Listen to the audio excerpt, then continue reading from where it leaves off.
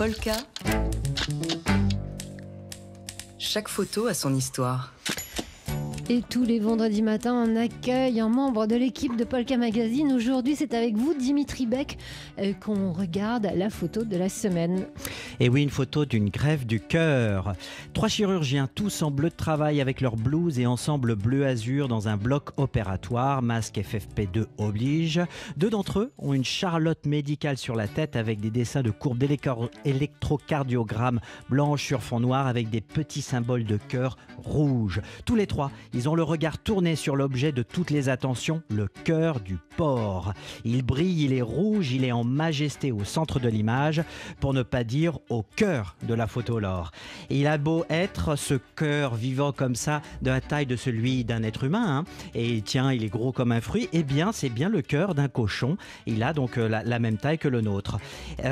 Au moment de cette photo, eh bien, ce cœur est encore branché, tout juste sorti de l'appareil de perfusion, conservé jusqu'à la greffe.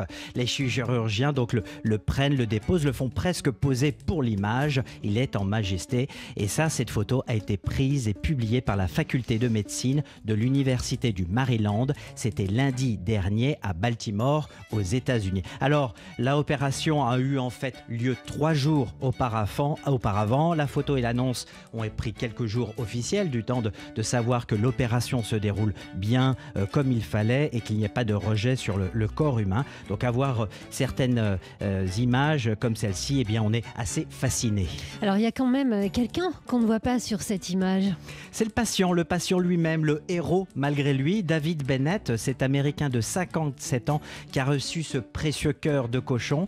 Eh bien le sien, en revanche, était à bout. Il avait été jugé inéligible pour une transplantation cardiaque conventionnelle. C'est la raison pour laquelle il devait recevoir ce cœur. Comme il a avoué la veille de l'événement, c'était soit mourir, soit faire cette greffe. Alors, pour voir ce patient zéro, si je puis dire, eh bien, on peut retrouver sur le site de l'Université du Maryland et l'école de médecine qui est associée toute une série de photos et des vidéos aussi qui montrent à la fois l'opération en question, mais aussi, et c'est là où c'est le plus touchant, des photos de la famille de David Bennett. Lui qui pose tout sourire avec son fils, ses petits-enfants. Tout ça, c'est très émouvant. C'est lui, c'est vous, c'est nous, en fait, finalement.